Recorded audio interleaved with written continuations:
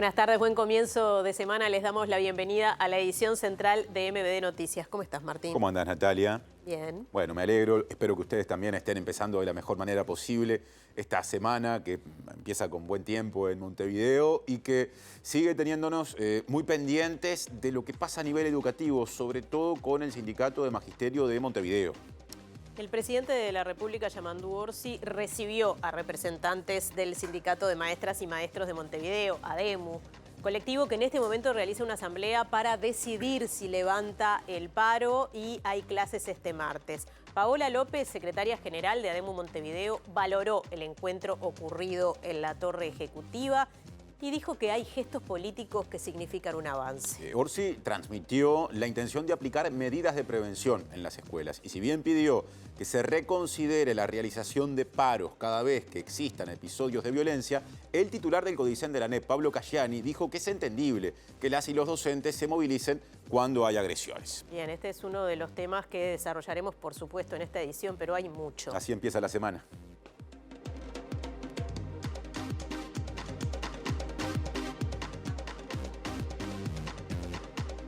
Según la última medición de audiencias del Buró de Radios, el 80% de la audiencia de los programas periodísticos matutinos están concentrados en 3 grupos de emisoras. Gustavo Gómez, director de Observacom, ve con preocupación la concentración de medios actual en Uruguay.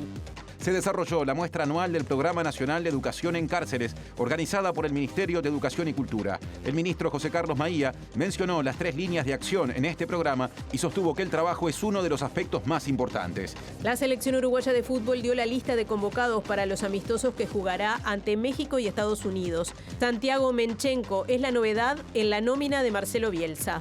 El Centro Hospitalario Pereira Rosell, a través de varias jornadas quirúrgicas, logró reducir la lista de espera de intervenciones oftalmológicas por cataratas en niños y niñas.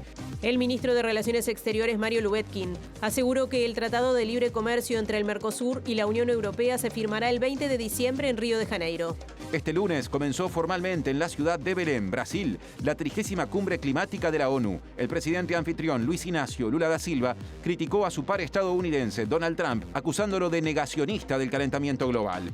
Los gobiernos de Perú y Bolivia decidieron reponer sus embajadores a 3 años de retirar a sus diplomáticos tras diferencias bilaterales por la destitución de Pedro Castillo como presidente. Los cancilleres también acordaron realizar un encuentro entre los presidentes José Gerí y Rodrigo Paz.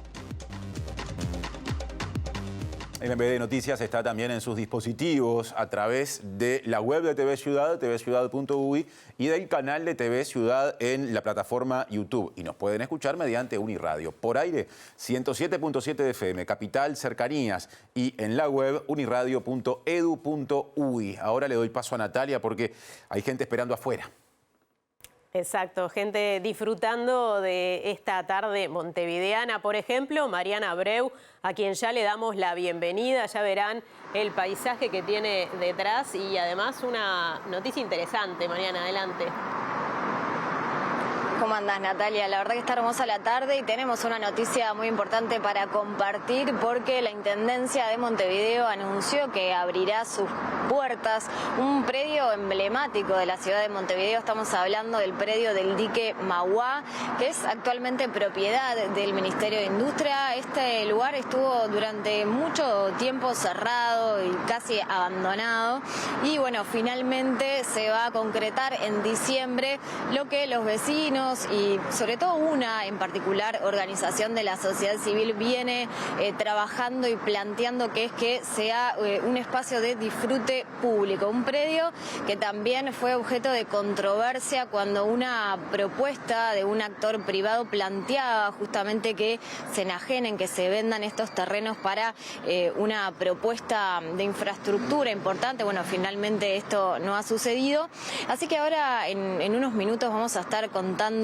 los detalles de este anuncio y también hablando con integrantes de la sociedad civil que justamente trabajaron en este camino.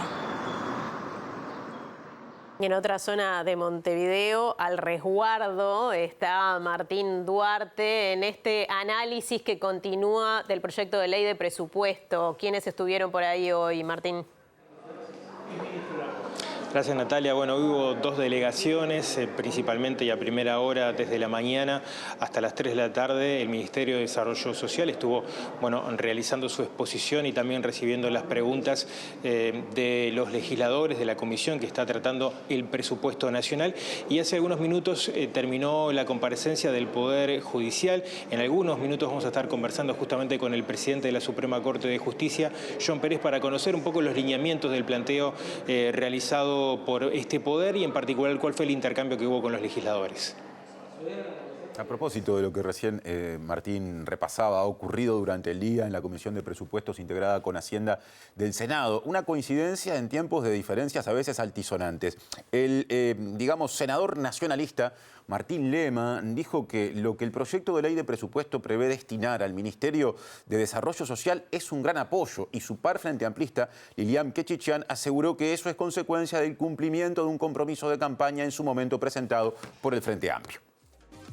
Lo primero que sería bueno resaltar es que el presupuesto está reflejando uno de los compromisos electorales más importantes que hizo el hoy presidente Yamandu Orsi, que era eliminar la extrema pobreza en la infancia y avanzar enormemente en mitigar la pobreza infantil. Bueno, es un presupuesto de apoyo al MIDES muy importante y como se da también en el marco de algunas acciones que impulsamos en el periodo pasado, hay que ser consecuente y reconocerlo.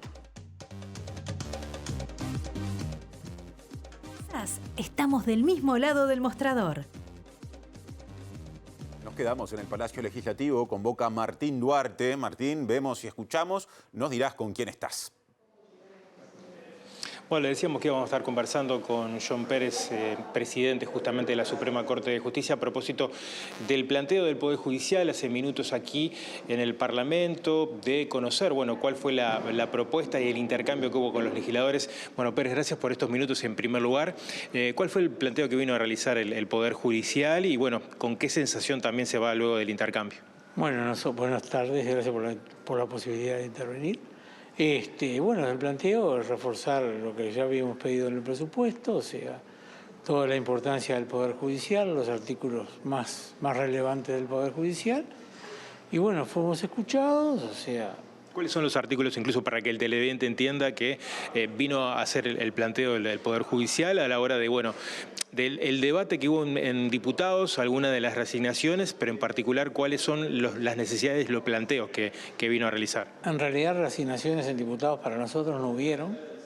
Como de costumbre, siempre el Poder Judicial, gobierne quien gobierne, no se le dan los recursos suficientes para lo que pedimos. ¿A qué atribuye eso? Supongo que esa que no catalogan toda la importancia que tiene el Poder Judicial en el país. Y para el desarrollo, para todo. O sea, se basan en la buena proceso de justicia que tenemos para obtener créditos en el interior, para que vengan los inversores, pero no se le da los recursos necesarios para ello. En ese sentido, el intercambio de hoy, ¿por dónde pasó entonces? Pasó por eso, pasó por los principales pedidos, los juzgados de género, la oficina de salud laboral, ciertas reclamaciones funcionales, de limpieza, todo un montón de cosas. Pero resignaciones no vemos mucha posibilidad de las resignaciones. ¿Ha estado sobre la mesa, o por lo pronto en este intercambio, o su visión también, ya le consulto, esta posibilidad, esto que se ha hablado también de la creación futura de un ministerio vinculado al ámbito de la justicia? ¿Cómo lo ve y si estuvo sobre la mesa de la discusión? No, esto no tiene nada que ver con la creación de un Ministerio de Justicia. Estamos hablando de materia presupuestal. Es el presupuesto nacional que va a regir los próximos 5 años. ¿Y usted qué opina? ¿De qué? ¿Del Ministerio de Justicia? De la creación. No voy a emitir una opinión porque no hay ningún proyecto ni nada. El Poder Judicial tiene sus competencias asignadas por la Constitución y esas competencias, cualquier ministerio que se cree no puede tocarlas. O sea, sería todo lo que no compete a la Corte, puede crearse un Ministerio de Justicia o no. Eso compete al Poder Ejecutivo, al Poder Legislativo, a nosotros no nos compete. Bueno, vuelvo al intercambio de esta tarde, por dónde pasaron las preguntas de los legisladores y con qué sensación se va. Usted decía, bueno, en diputados no logramos una reasignación de recursos a propósito de algunas instancias. Usted hablaba de lo que puede ser los juzgados de género que son reclamados también en gran parte en el interior del país, que hay una ausencia de la presencia del Estado en ese sentido. Bueno, nosotros estábamos pidiendo 18 juzgados para el interior del país, 6 para Montevideo. 6 juzgados, 18 y 16 dobles. Y solo nos dieron 1 para el año 27. Estuvimos hablando de eso, sí, se reconocen todo, que al Poder Judicial nunca se le da nada, pero no vemos posibilidad de que se reasigne mucho. No somos muy optimistas. Y en ese sentido, ¿cómo afecta, insisto, ¿no?, para que el televidente entienda, de ese pedido, que obviamente es ínfimo a nivel numérico? Usted decía, nos dan solamente un juzgado de género de los que pedimos, ¿no? ¿Cómo afecta el servicio también? Y afecta el servicio que no podemos dar satisfacción a una demanda de violencia de género que va cada día más creciendo y la sociedad reclama ese tipo de cosas. Pero no hay recursos, no nos dan recursos, no podemos crear juzgados de género, por ejemplo. Bueno, le agradezco mucho estos minutos, muy amable. Gracias a usted, que pase bien. Bueno, compañeros, el presidente de la Suprema Corte de Justicia, bueno, haciendo referencia a lo que ha sido el intercambio en esta jornada aquí en el Palacio Legislativo, en realidad en el anexo donde está funcionando la comisión que está atendiendo, bueno, las distintas delegaciones. Esto continúa en la jornada de mañana.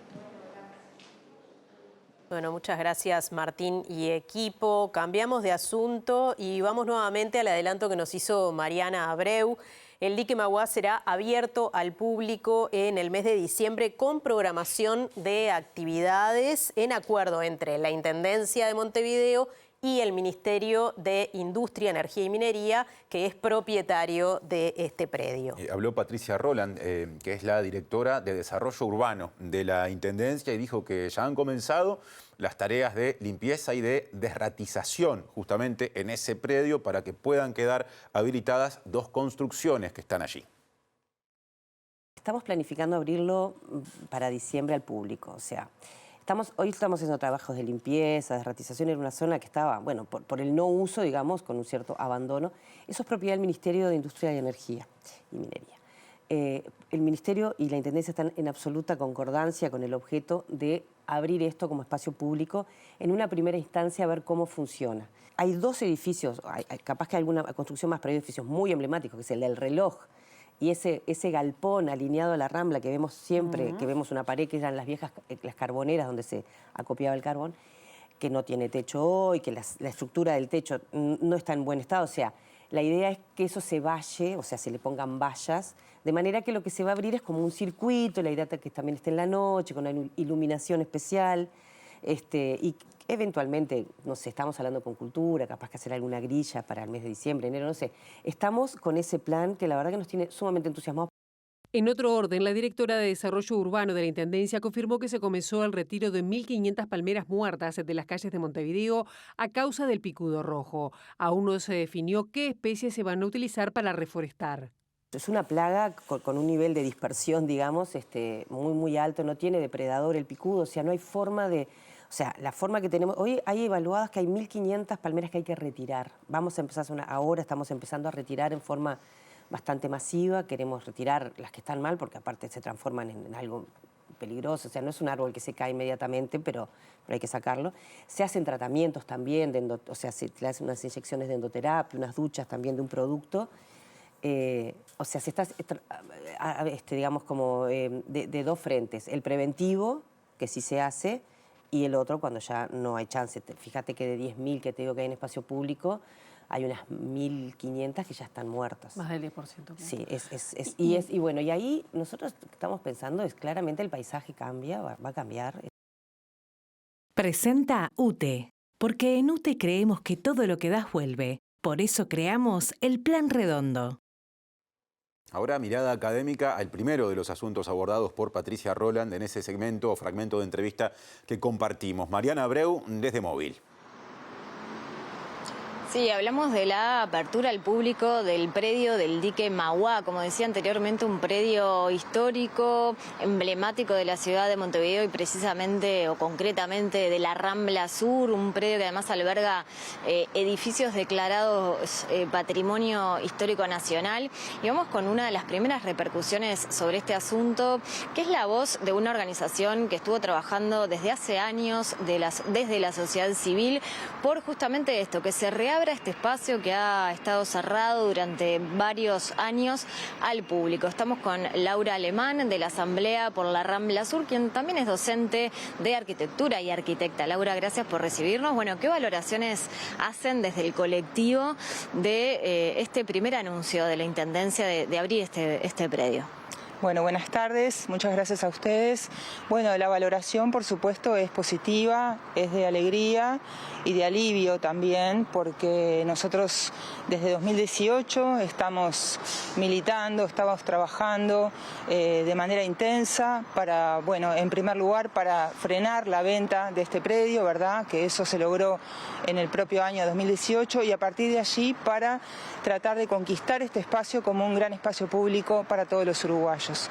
El colectivo por la Rambla Sur, como ustedes ya saben, está integrado, bueno, por técnicos, académicos y ciudadanos de todos los lugares, ¿verdad? Y bueno, con esa conformación plural y colectiva, bueno, estamos ahora a la expectativa, con cierta cautela también, para ver si esto realmente es oficial. Nosotros hemos tenido algunas reuniones, la última reunión fue en el mes de septiembre, justamente con autoridades del Ministerio de Industria y de la Intendencia de Montevideo. Y bueno, y al parecer esa reunión fue bastante promisoria y por lo que se ve, porque esto se hizo público hoy, ¿verdad? Esas expectativas están a punto de cumplirse. ¿Qué planes piensan que son los más adecuados para este espacio? Bueno, nosotros ya lo hemos planteado, incluso tuvimos la intención de presentar nuestra propuesta al llamado al presupuesto participativo, cosa que se frustró en la administración pasada, ¿verdad? Nosotros creemos que con muy poco dinero se puede realmente recuperar ese espacio. Tenemos una propuesta gradual, progresiva, en varias etapas, concretamente en 3 etapas. Creemos que lo primero es justamente lo que se está haciendo ahora, el reclamo de, bueno, abrir y para eso, bueno, limpiar, acondicionar mínimamente ese espacio, cortar el césped, las cosas mínimas, ¿no? Luego creemos que es necesario atender los edificios patrimoniales que están allí, ¿verdad? Por temas de seguridad, por el propio bienestar, digamos, de esos edificios que están en ruinas desde hace mucho tiempo. Y en tercer lugar, ya empezar a pensar destinos concretos, ¿verdad? Siempre dentro del marco de lo público para ese predio que es un enclave tan singular y tan privilegiado de la Rambla, ¿verdad? Y que, como tú bien decías, está declarado, o sea, tiene valor patrimonial como lo tiene la propia Rambla, que es y ha sido siempre una Rambla pública y de uso para todos los uruguayos. Y es un poco eso lo que nosotros queremos que se mantenga, ¿verdad? Y queremos también que este espacio deje de ser un espacio vacío, oculto, ¿verdad? Que está como de algún modo vedado al uso y que se transforme en un gran parque, un gran espacio que puede tener muchos usos. Digamos, hay un espectro de posibilidades que hay que ir viendo, que hay que ir analizando, siempre dentro del marco de bueno, usos inclusivos, abiertos y públicos para toda la ciudadanía. ¿Qué incidencia crees que tuvo la organización social en relación a este tema? Recién recordabas cuando hubo esta propuesta de López Mena, hacer un puerto allí, de enajenar los predios, hacer también un hotel. Bueno, se organizó la sociedad civil, también la academia. ¿Qué incidencia tuvo todo este proceso en esta decisión? Bueno, agradezco tu pregunta porque creo que tuvo una gran incidencia y me siento muy orgullosa por eso y por mis compañeros también. Me parece realmente muy emocionante poder llegar a este momento. Creo que nuestro trabajo, que fue incesante y que fue muy intenso, de algún modo incidió y en gran parte incidió en todo este camino y en digamos, en esta culminación, ¿verdad? Pero como decía al principio, quiero también ser mesurada y cautelosa porque todavía no tenemos, más allá de la difusión pública que se hizo esta mañana, bueno, una respuesta contundente sobre esto, ¿verdad? Pero bueno, todo apunta y todo indica que vamos a tener un gran espacio público allí en el predio Magua para los montevideanos y para todos los uruguayos. Muchas gracias, Laura Alemán, del colectivo Asamblea por la Rambla Sur. Seguimos atentos a ver qué sucede con este tema. Volvemos con ustedes. Muchas gracias, Mariana y resto del equipo. Ahora cambiamos de asunto, porque el ministro de Educación y Cultura, José Carlos Maía, dijo que hay que diseñar una batería de medidas para hacerle frente al problema de la violencia en los centros educativos en particular y en la sociedad a nivel más general. E hizo hincapié en la preocupación que tiene el presidente de la República y las autoridades de ANEP por esta situación que afrontan docentes, alumnado y familias. Los docentes y sobre todo la comunidad estudiantil tienen todo el derecho y la necesidad de desarrollar sus tareas y los aprendizajes en un clima mejor, en un clima que no haya violencia. Pero tiene esto algunos aspectos lamentablemente estructurales y hasta le diría no previsibles, porque si bien en zonas que vos decís, bueno, hay personas que viven en una zona donde hay muchos derechos vulnerados, donde socioeconómicamente está muy complicada la situación, bueno, poder que haya más dificultad de respuestas, pero no hay un corte desde el punto de vista social o de ingresos a lo que supone los problemas en las aulas con respecto a los docentes, porque puede pasar en interior y puede pasar en capital. Por lo tanto, la articulación es clave. Sé que el presidente de la República está preocupado con este tema, yo también, y por supuesto la ANEP y otros órganos del Estado que tienen que ayudar también en dar respuesta. ¿Cómo se soluciona el tema teniendo en cuenta que la violencia parece ser una cuestión transversal en la sociedad y también desde el punto de vista de las respuestas, cómo se hace? ¿Es poner más policías? ¿Es ingresar a los centros educativos con los efectivos policiales? ¿Por dónde está la solución a esto? Bueno, hablar de la solución es difícil porque cualquier cosa que propongamos como medida concreta puede ser vulnerada por una nueva situación no esperada. Entonces yo creo que tenés que tener una batería de respuestas que incluyen acción del Ministerio del Interior, por supuesto la ANEP en primer lugar, y también el MIDES. Y transcurre a esta hora una asamblea de ADEMU, de la Asociación de Maestros y Maestras de Montevideo, en la que se evalúa si continuar o no con la medida de paro y se analizan los compromisos del gobierno para dar respuesta a la violencia en los centros educativos. Ese podríamos decir que es un segundo hito de una jornada, de un día en el que hubo también otro momento muy importante que se dio al finalizar, digamos, una movilización multitudinaria que llegó hasta la Torre Ejecutiva, donde justamente el presidente Yamandu Orsi recibió a la secretaria general de ADEMU Montevideo y también a las autoridades de la ANEP para abordar la cuestión de la violencia en las escuelas. Primero que nada, señalar y agradecer, porque entendemos que es un gesto a nivel de presidencia, que desde el gremio de maestras y maestros de ADEMU Montevideo lo hemos venido analizando en las asambleas anteriores que tuvimos.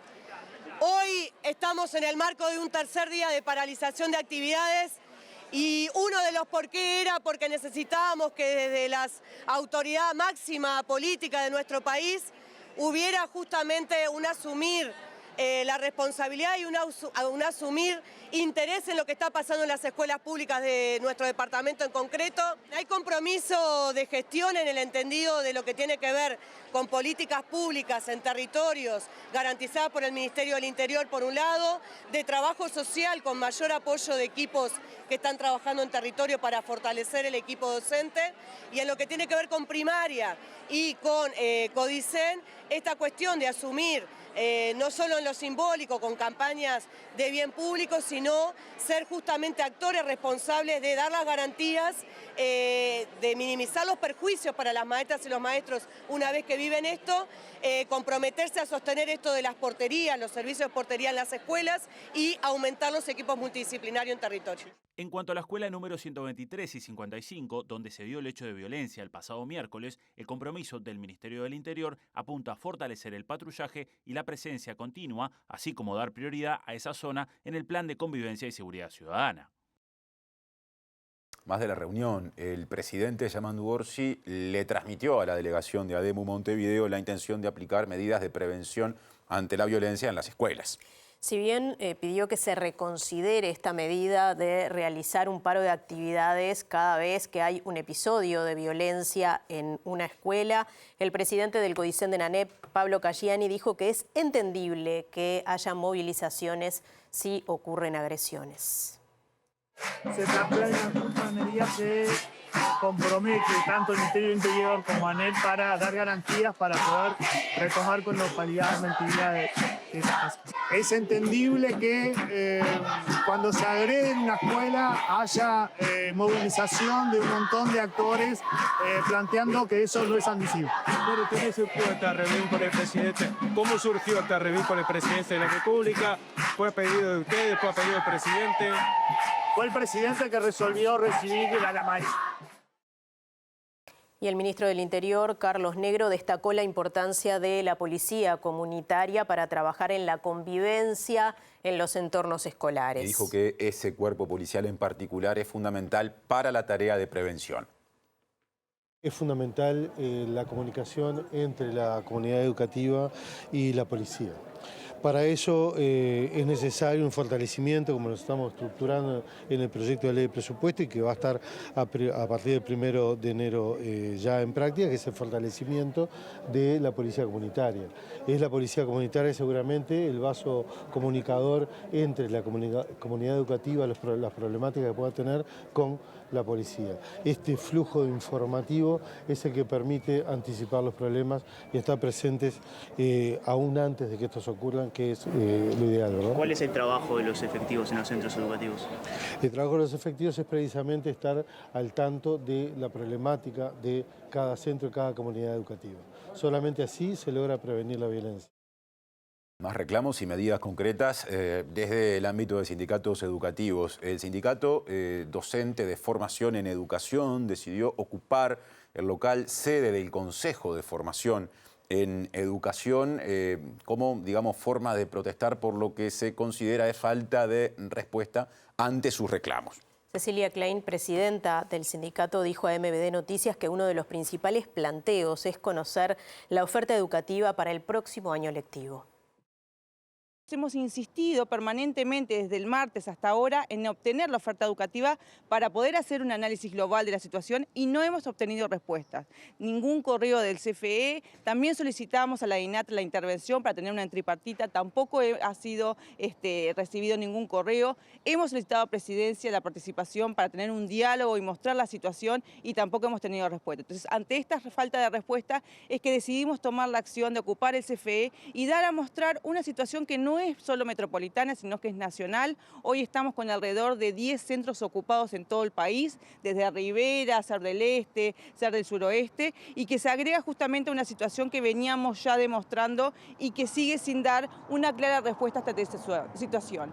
Esperamos ahora el miércoles una bipartita entre CESEU y CODICEN para justamente ver cómo podemos salir de este conflicto, pero teniendo en cuenta que los recortes afectan tanto a docentes como a estudiantes en todo el país. Nosotros lo que estamos insistiendo es entender la oferta total para poder analizarla y ver justamente esta cuestión de si hay grupos con muy pocos estudiantes, poder analizarla sobre la mesa, pero no hay negociación colectiva que se pueda dar si no se tiene la información. Entonces nosotros insistimos en que para poder sentarnos a negociar, a pensar conjuntamente, es necesaria la información. El CFE la está reteniendo, no la está dando y eso también para nosotros es importante y pretende que estas negociaciones se den con las direcciones cuando por ley de negociación colectiva, toda cuestión que tenga que ver con condiciones laborales tiene que darse con el sindicato. Seguimos en la agenda educativa, en este caso pasamos a la terciaria, porque la Intergremial Universitaria levantó la ocupación de la Facultad de Psicología de la Universidad de la República, realizada en reclamo de mayor presupuesto, pero mantiene sus reivindicaciones. Representantes docentes, no docentes y estudiantiles en este contexto coincidieron en denunciar, en señalar de forma crítica lo que definen como superpoblación de grupos, problemas edilicios, problemas también y carencias administrativas y precarización del trabajo y del estudio en esa facultad. La salud mental está en auge, pero la formación en salud mental está en declive y en una crisis muy importante para todos los que la integramos. Nosotros los funcionarias y funcionarios somos el sistema que soporta la estructura, digamos, de esta formación y vemos que hay una gran preocupación por ampliar, digamos, los cursos, las especializaciones en salud mental, pero la estructura administrativa está igual, digamos, o sea, no hay ascensos, ya con el presupuesto que va a venir no van a venir nuevos ingresos de nuevas personas. Las y los docentes de la Facultad de Psicología aseguran con preocupación que la relación de cantidad de alumnado por docente en ese centro es más de 4 veces mayor que la media de la UDELAR y en el gremio estudiantil comparten la preocupación. Es insostenible la vida universitaria, no entramos como estudiantes dentro de las clases, las condiciones laborales realmente son terribles, hay mucha carga horaria por la cantidad de estudiantes que somos. La tarea docente está muy precarizada. Tenemos un ratio de 62 estudiantes por cada docente, cuando el promedio en la UDELAR es de 14 estudiantes por docente. Llama la atención que la clase política de Uruguay, al menos en un gobierno progresista, que es el gobierno que nos gobierna, mayormente egresados de la Universidad de la República, no logren ver la prioridad que debe tener esta institución. Presenta Mercado Agrícola de Montevideo, en el corazón de un barrio donde late la ciudad. Mercado de Historias. Mercado de Historia.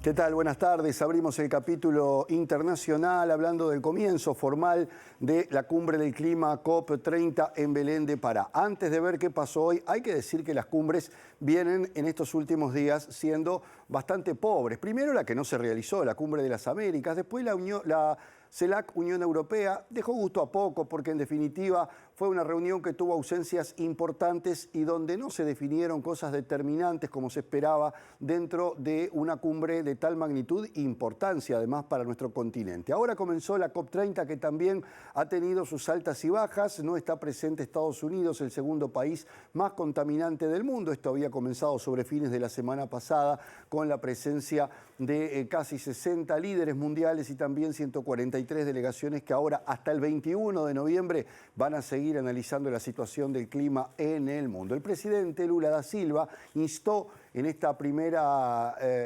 participación, en su discurso inaugural, a plantarle cara a los negacionistas del clima y dijo que es necesario abogar por el multilateralismo y enfrentar de una vez por todas los graves problemas que están afectando justamente el calentamiento global.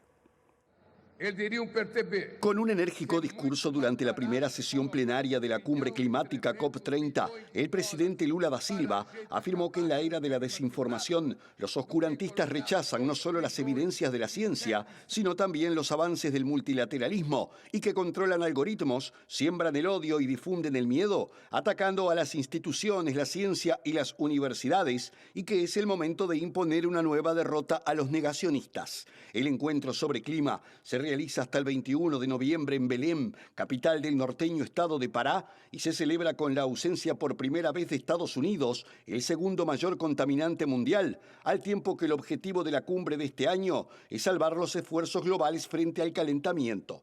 El mandatario brasileño sostuvo que es mucho más barato luchar contra el clima que hacer la guerra en relación con los conflictos actuales en el planeta como el de Ucrania y realizó además una defensa enfática del Acuerdo de París, del que se cumplen 10 años y que Estados Unidos volvió a abandonar tras el regreso a la Casa Blanca de Donald Trump hace 9 meses. En ese contexto llamó a la comunidad internacional a actuar en 3 frentes, como cumplir con lo ya pactado anteriormente y presentar metas climáticas ambiciosas, además de garantizar la financiación para los países más vulnerables y con menos recursos, instar a los líderes mundiales a acelerar la acción climática mediante un plan para superar la dependencia de los combustibles fósiles y convocar a la comunidad internacional a colocar a las personas en el centro de la agenda climática.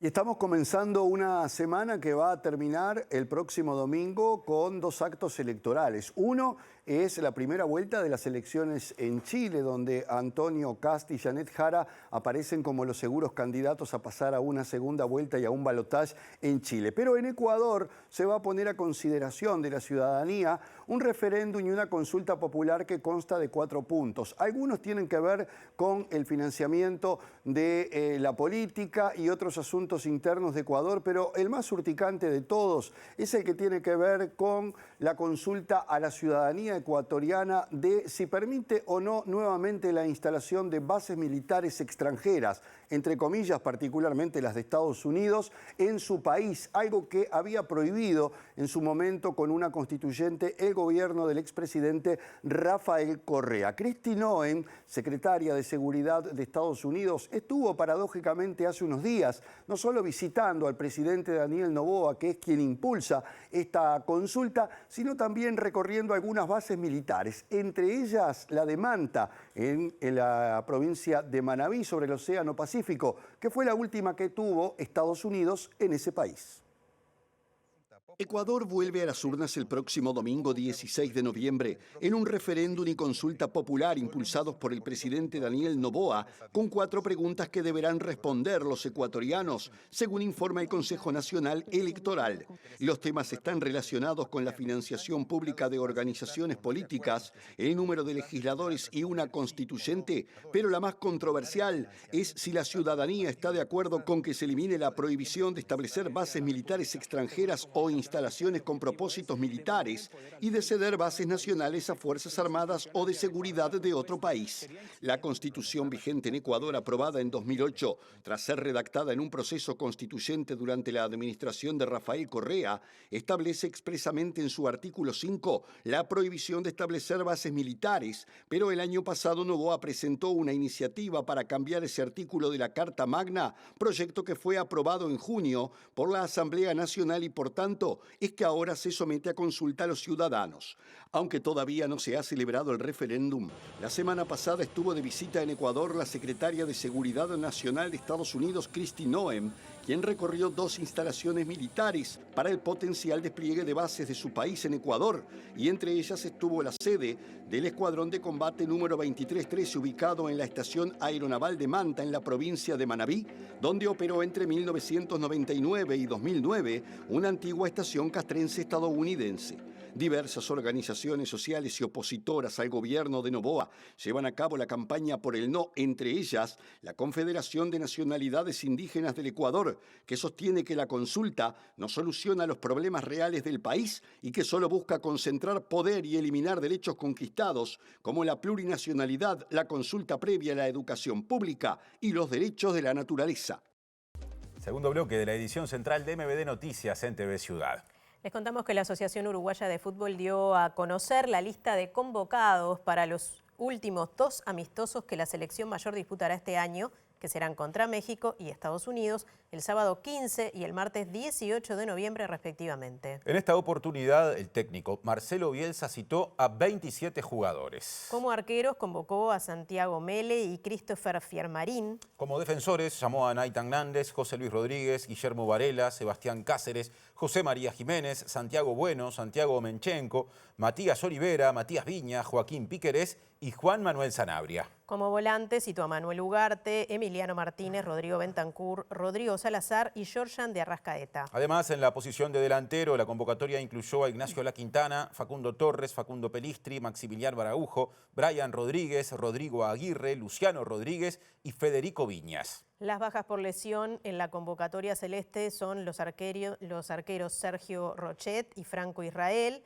el defensa Marcelo Zaraki, los volantes Federico Valverde y Nicolás de la Cruz y los delanteros Cristian Olivera y Darwin Núñez. Omenchenko, a quien mencionamos cuando repasamos la lista de defensores, aunque puede jugar perfectamente como volante también y figura justamente en la nómina, recordemos, fue campeón del mundo sub-20 en el año 2023 y en caso de que tenga minutos estará debutando oficialmente con la selección uruguaya mayor.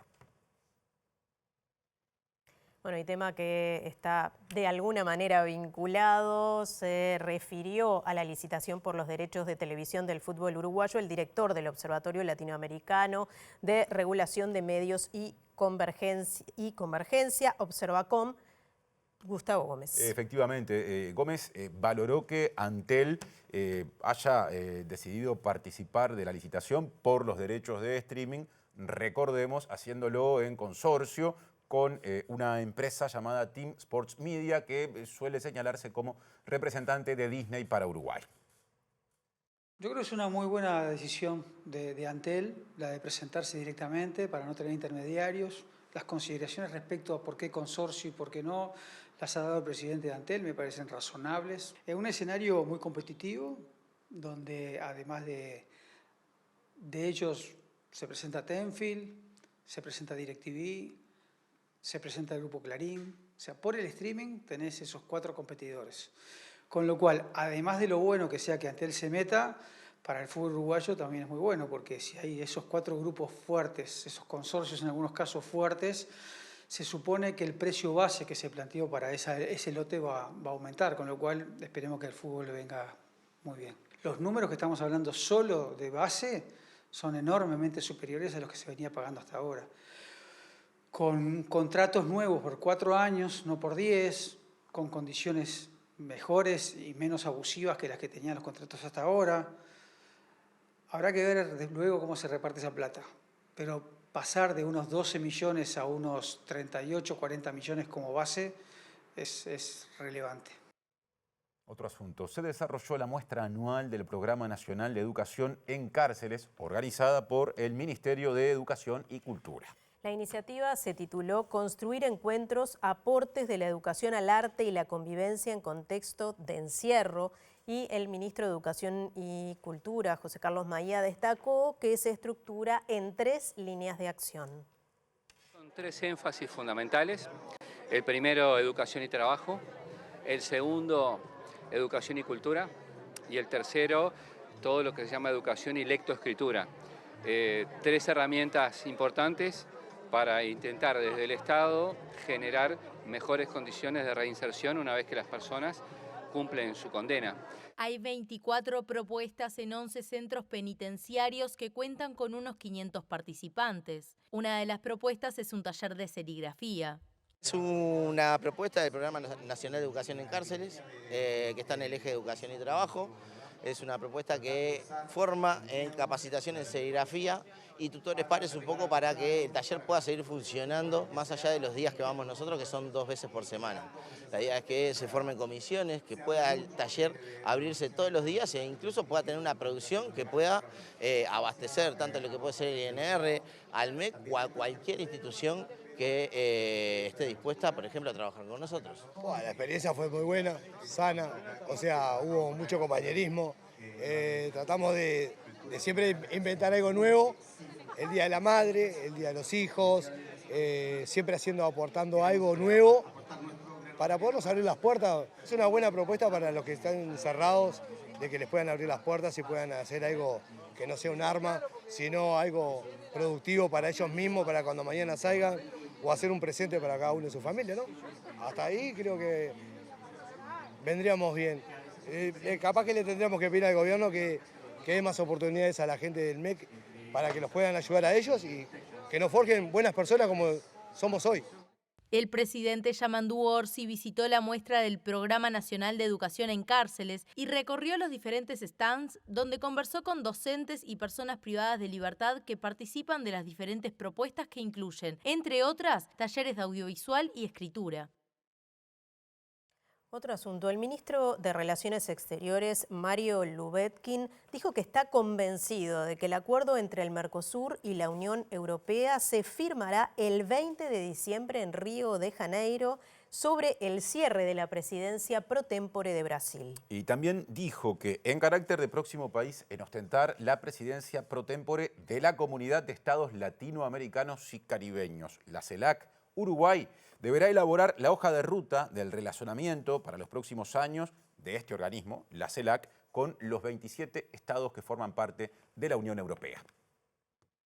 Lubetkin evaluó muy positivamente la cumbre de la CELAC con la Unión Europea que se celebró este fin de semana en Colombia y que contó con la participación de jefes de Estado o de Gobierno de 60 países de ambos bloques. Dentro de las conclusiones, además del documento, se definió caminar hacia una hoja de ruta, o sea, hacia un plan de trabajo entre la CELAC y la Unión Europea. El plan de trabajo no fue aprobado todavía porque se nos dio a nosotros, a Uruguay, como presidente futuro que vamos a asumir en el mes de marzo del próximo año la presidencia del CELAC por 12 meses, se nos dio a nosotros la responsabilidad de terminar de construir el plan de trabajo de los 60 países en la cooperación conjunta. Creo que sobran las palabras en lo que esto significa. Nuestros cálculos, porque ya tenemos nuestros equipos trabajando, es de que lograremos llegar ya al plan definitivo en consulta con los 60 países para cuando se haga la próxima conferencia de Naciones Unidas en el mes de septiembre en Nueva York. Lubetkin mantuvo reuniones bilaterales con diversos jerarcas europeos y en todos ellos encontró una tendencia positiva a la firma del acuerdo con el Mercosur. Sin duda, escuchándolos a ellos y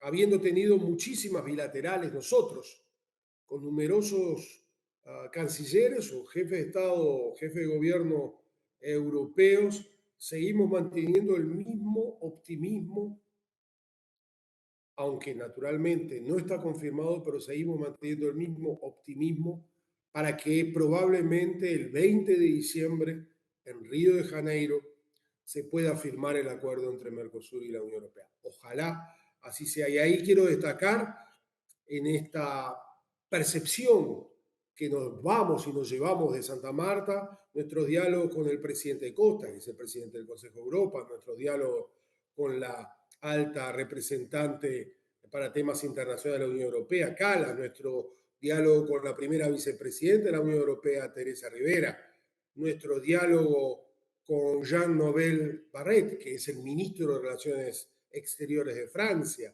nuestro diálogo con Maxime Prévost, viceprimer ministro y ministro de Relaciones Exteriores de Bélgica. Cambiamos de asunto. El senador nacionalista Martín Lema valoró lo que definió como continuidad. Usó específicamente esa palabra de determinadas políticas sociales que vienen del gobierno pasado durante el actual gobierno. Lema fue ministro de Desarrollo Social durante la gran mayoría del tiempo en el gobierno pasado y dijo que en el proyecto de ley de presupuesto hay apoyos interesantes para esta área. Muy buen ambiente y un intercambio enriquecedor. Corresponde reconocer que se van a mantener muchos de los programas y de las iniciativas del periodo pasado, lo cual eso hay que valorarlo. Se mantienen acciones como, por ejemplo, Ni Silencio Ni Tabú para atender salud mental en adolescentes, por ejemplo. Se mantiene el bono crianza, se mantiene el plan de alimentación territorial, se mantiene la eliminación del tope de ingresos para seguir manteniendo asignaciones familiares, plan de equidad, programa accesos, etcétera, etcétera.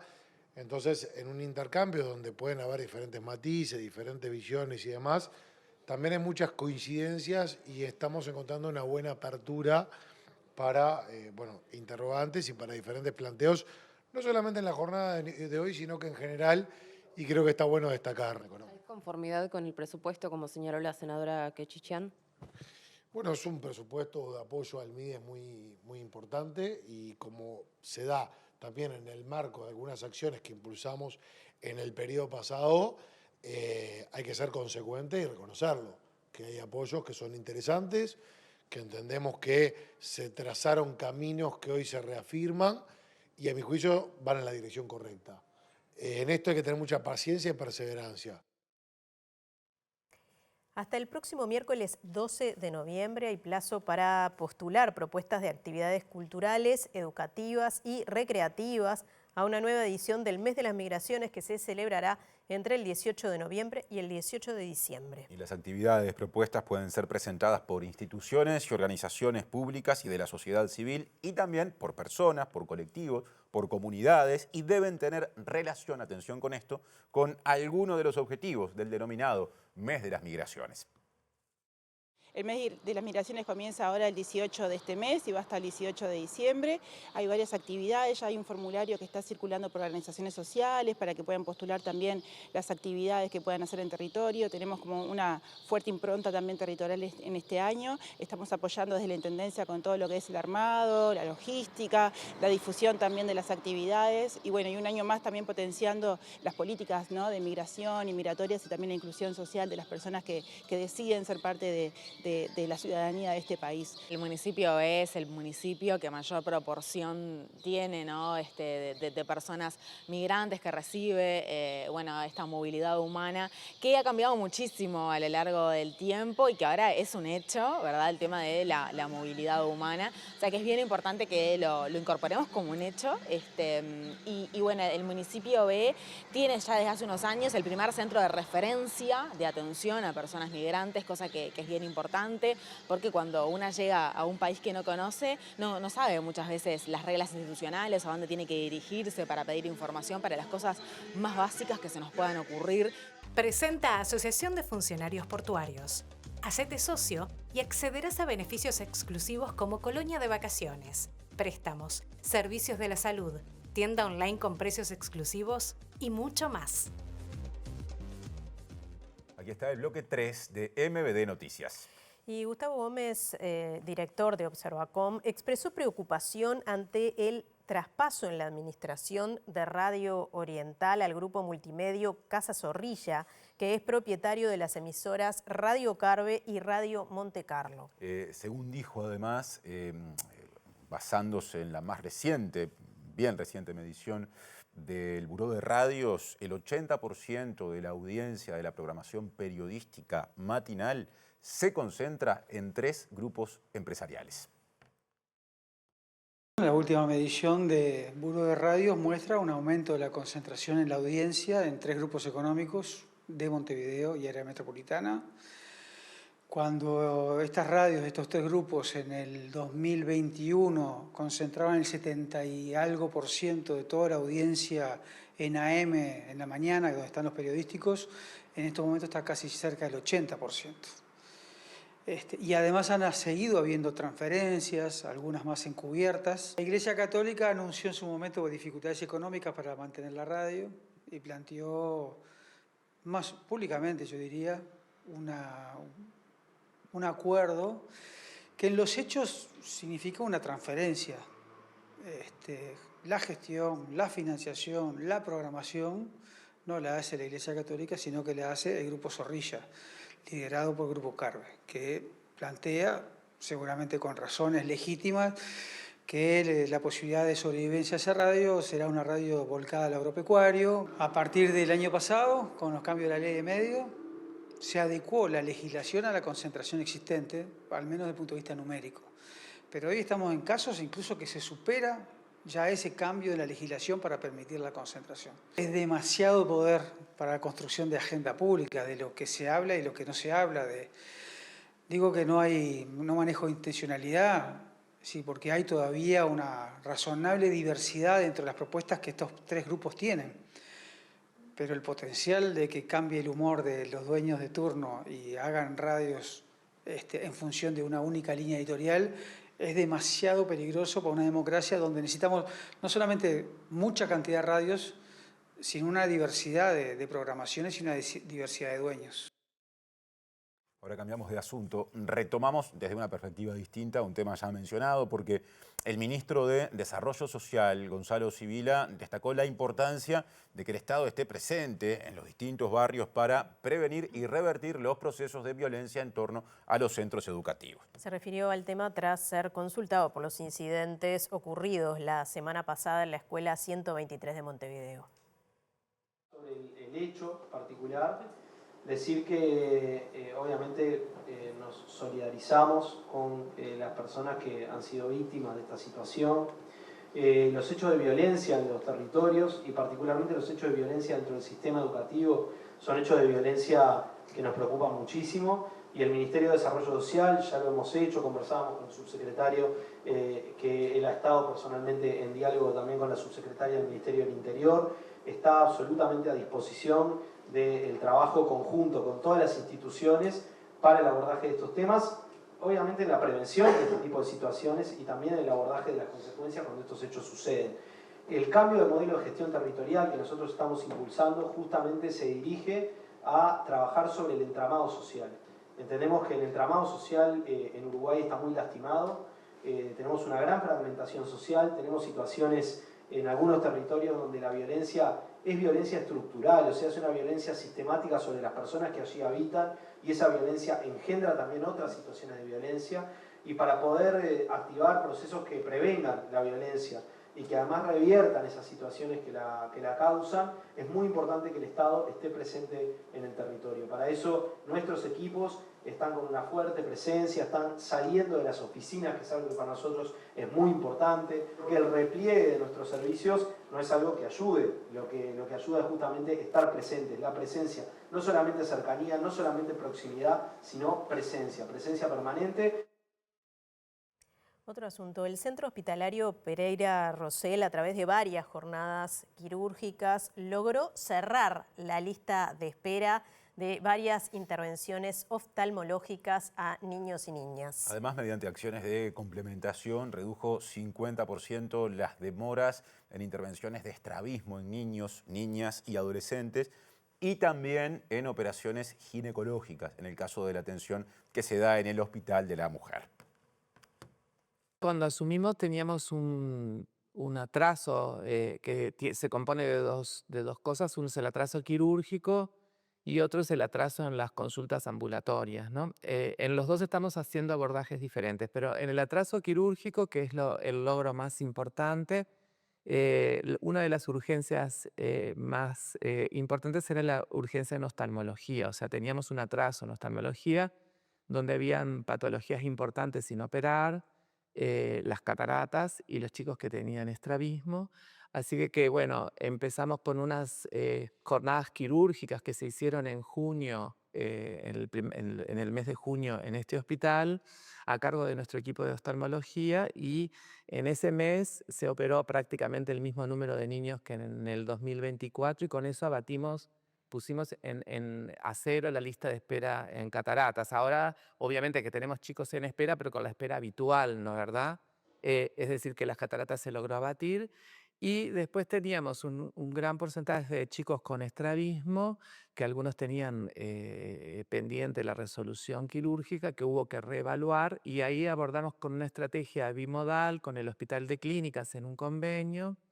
Y entonces un poco en el Hospital de Clínicas y otro complementado acá, se abatió al 50% la lista de espera en estrabismo, que habían chicos que estaban esperando desde el 2021, ¿no? Entonces algunos se operaron y otros en la revaloración requirieron resección médica.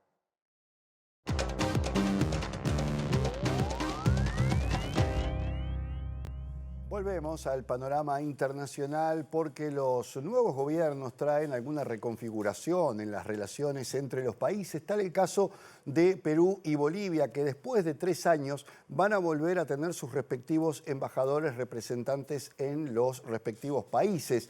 Esta rotura de relaciones no tuvo que ver exactamente con relaciones diplomáticas, pero sí el retiro de los embajadores de ambos países cuando el gobierno de Luis Arce cuestionó la llegada al poder de la presidenta Dina Boluarte en sustitución de Pedro Castillo, y eso generó una serie de molestias por parte del gobierno peruano que terminó retirando su embajador, algo que también hizo Bolivia. La llegada de Rodrigo Paz al poder en ese país ahora parece haber vuelto a retomar las relaciones con Perú, tal el caso de la propuesta del presidente José Gerí, que incluso maneja de reunirse con el presidente boliviano a la brevedad.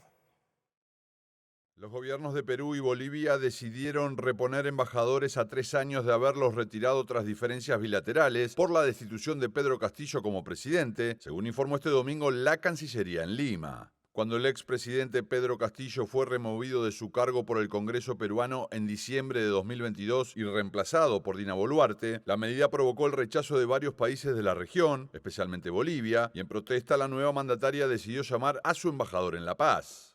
Desde entonces, ambas naciones se encuentran sin diplomáticos de ese rango y en manos de encargados de negocios, sin afectar la relación comercial, pero la llegada en Bolivia del nuevo presidente Rodrigo Paz reactivó el acercamiento bilateral. Ernesto Álvarez, primer ministro peruano, asistió este sábado a la asunción del mandatario boliviano en La Paz, al tiempo que los cancilleres sostuvieron una conversación telefónica en la que reafirmaron la relevancia estratégica de las relaciones bilaterales. El Ministerio Peruano de Exteriores informó que ambos gobiernos acordaron retomar la representación de sus países a nivel de embajadores y realizar a la brevedad posible un encuentro de los presidentes José Gerí y Rodrigo Paz junto a un gabinete binacional de ministros.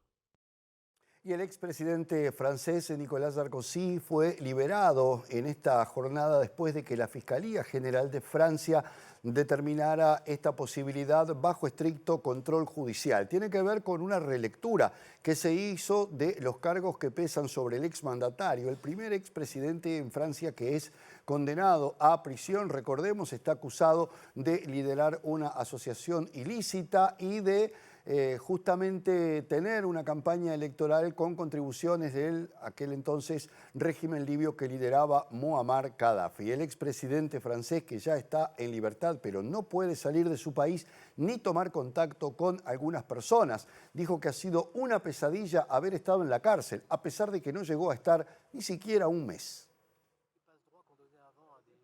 La Fiscalía General de Francia pidió la liberación bajo control judicial del expresidente Nicolas Sarkozy, quien compareció por videoconferencia desde la prisión de Les Dantés, donde estaba alojado, al tiempo que el tribunal le impuso una amplia prohibición de contacto, incluyendo al ministro de Justicia Gérald Darmanin y una prohibición de salir del territorio nacional.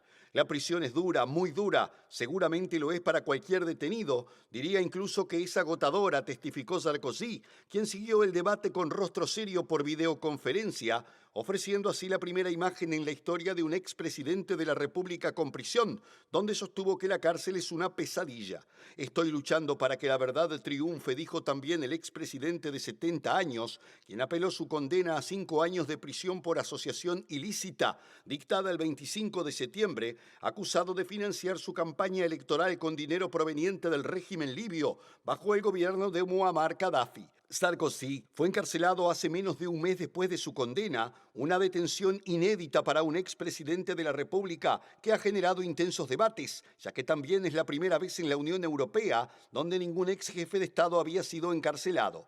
Para decidir su liberación, los magistrados de la Corte de Apelaciones no se basaron en los mismos criterios que los del mandato de prisión, ya que el recurso de Sarkozy replantea su encarcelamiento bajo los criterios de la detención provisional, que difieren de los de la ejecución de la pena. Cuarto y último bloque de la edición central de MBD Noticias en la pantalla de TV Ciudad. Teníamos un móvil pendiente, cumplimos. Aparece Diego Martini justamente sobre el cierre de nuestro programa. ¿Qué tal, compañeros? Buenas tardes, buenas noches para todas y todos. Así es, nos encontramos en la Beneverita, acá en el corazón de Pocitos, donde se recuerda un nuevo aniversario de lo que es la Noche de los Cristales Rotos, ese episodio que sucedió de la noche del 9 al 10 de noviembre de 1938, donde la Alemania nazi irrumpió justamente en la ciudad de Alemania, en ciudades de Alemania, en ciudades de Austria, atacando a miles y miles de ciudadanos judíos que vivían a lo largo de toda Europa, en lo que se conoció entonces como esa noche de los cristales rotos. En esta ocasión, como siempre, va a estar presente el presidente de la República.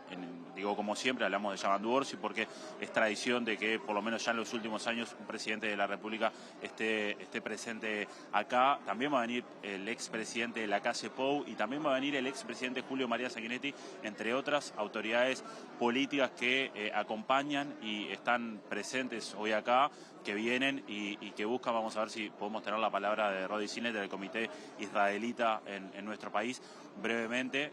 Aquí le agradecemos por venir. Rodi, estamos en vivo, gracias por estos minutos. ¿Por qué es importante esta fecha y por qué es importante que estén tantas figuras presentes? Bueno, estamos recordando lo que fue la antesala de el peor genocidio perpetrado por el hombre contra el hombre.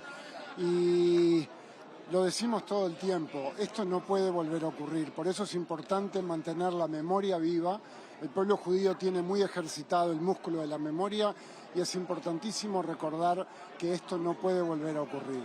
¿Qué es importante y por qué vienen tantas figuras de todos los partidos políticos? Bueno, es una conmemoración que ya tiene unos cuantos años y desde siempre el aparato político ha entendido que es importante marcar presencia porque es una manera también de decir esto no puede volver a ocurrir.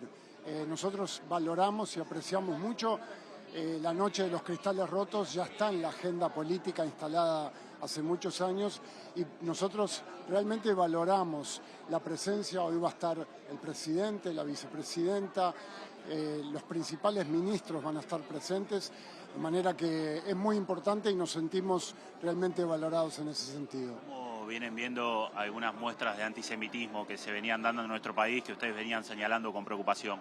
Bueno, han ocurrido una cantidad de actos en estos últimos años, pero en la medida en que se consiguió un cese al fuego, en la medida en que los secuestrados vivos ya fueron devueltos, estamos hablando ahora que solamente 4 cuerpos quedan aún en Gaza, la espuma va bajando. Y yo creo que otras cosas empiezan a aparecer en la agenda, así que esperamos que Uruguay vuelva a ser ese faro de convivencia como ha sido siempre. ¿De que Uruguay también sea un mediador en el conflicto, como anunció el presidente Orsi en la ONU? Es una posibilidad cierta y solamente puedo decir hasta ahí. Gracias, Rodi. Por favor, al contrario, a las órdenes. Ahí está llegando el presidente de la República, Yamandú Orsi, que vuelve a estar presente acá cuando, recordemos, en campaña electoral también había sido invitado para presentar sus propuestas. Y un dato no menor, va a ser la primera vez que se encuentren el presidente Yamandú Orsi con el expresidente Lacalle Pou, después de lo que fue ese intercambio producido justamente en torno a declaraciones de ambos el mandatario Orsi y el exmandatario Lacalle en torno a la garantía de Cardama, así que va a ser un momento que seguramente todos los medios estén esperando en la llegada o en el saludo del presidente Orsi con el expresidente Lacalle Pou.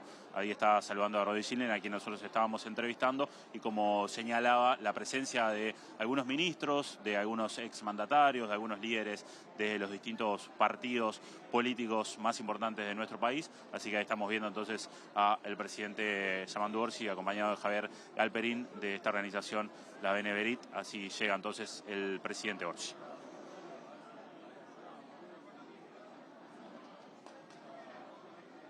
Muchas gracias, Diego y equipo. Además veíamos a otros dirigentes, ¿no? Sobre todo veíamos allí del Partido Nacional y Partido Colorado hasta el momento, pero veíamos que vienen llegando entonces a esta celebración, conmemoración. Exactamente, esa es la palabra. Ahora cambiamos de asunto. Entre el 11 y el 18 de noviembre se realizará la primera edición de Puentes del Sur, Festival de Cine Latinoamericano y Caribeño, un encuentro que celebra la diversidad cultural en Uruguay. Hay una película dominicana llamada Sugar Island que estará justamente entre las exhibidas y que justamente recientemente fue postulada a Mejor Filme Extranjero en los premios Goya. Durante una semana de proyecciones, conversatorios, talleres formativos, charlas, postfunciones y actividades culturales, se buscará fortalecer los lazos culturales entre territorios de América Latina y el Caribe. El Festival Puentes del Sur reúne miradas y relatos cinematográficos variados en un evento descentralizado que intenta llegar a distintos públicos y territorios y generar acciones para el encuentro entre personas tanto nacionales como aquellos nacidos en otros países. La inauguración de Puentes al Sur se realizará en la Sala Citarrosa el martes 11 de noviembre a la hora 19:30 e incluirá la proyección de Sugar Island, una coproducción de República Dominicana y España, dirigida por Joané Gómez Terrero, quien además estará presente. Esta película ha ganado importantes premios a nivel internacional, como la mención de honor en el Festival de Venecia, Mejor Película en la Competición de Málaga y Premio Coral a la Contribución Artística en el Festival de Cine de La Habana. Recientemente fue seleccionada para la 40ª edición de los Premios Goya a Mejor Película Iberoamericana. La programación del festival incluye otros 31 títulos de México, Perú, Uruguay, Argentina, Brasil, Cuba, República Dominicana, Bolivia, Colombia, Chile, Ecuador, Estados Unidos, España y Francia. Las proyecciones y encuentros se desarrollarán en varias salas, centros culturales, instituciones y espacios comunitarios de Montevideo y Canelones. Entre ellos, la Sala Citarrosa, Cinemateca, el Centro Cultural de España, el Centro Cultural Terminal Goes, el Museo de las Migraciones, la Casa Afro-Uruguaya, también el Centro de Referencia y Orientación de Personas Migrantes de Ciudad Vieja, como el Centro Cultural Ciudad de la Costa, el Espacio Dínamo y el Centro Cultural Parque del Plata. Llegamos al cierre y repasamos los datos del tiempo. Vamos a repasar justamente el pronóstico de Inumet para mañana y pasado, extendido como siempre a 48 horas. Para mañana, martes 11 de noviembre, para Montevideo y área metropolitana, se pronostica cielo claro y algo nuboso por la mañana y por la tarde. Y la noche, desmejoras, con aumento de nubosidad. También precipitaciones y tormentas durante la noche, más puntualmente. Temperaturas extremas pronosticadas para mañana, una máxima altísima de 28 grados y una mínima de 13. Mira qué imagen, esa con el Palacio Legislativo y atrás Sí, el cielo impresionante. El miércoles en la mañana seguirá estando cubierto, hay posibilidad de precipitaciones y tormentas, pero irá mejorando y en la tarde habrá disminución de la nubosidad. La temperatura máxima de 24 grados, bastante más baja, y la mínima de 16. Y con esta información llegamos al final. Está a punto de comenzar la DOE, como siempre a esta hora en la pantalla de TV Ciudad. Y a su término reapareceremos con MBD Noticias, pero por recorte, formato en síntesis con lo más importante del día. Y mañana también reapareceremos. Sí. En la mañana a las 8, al mediodía a las 13 horas y luego con Martín a las 18:30. Los esperamos. Que pasen bien y gracias por estar como siempre.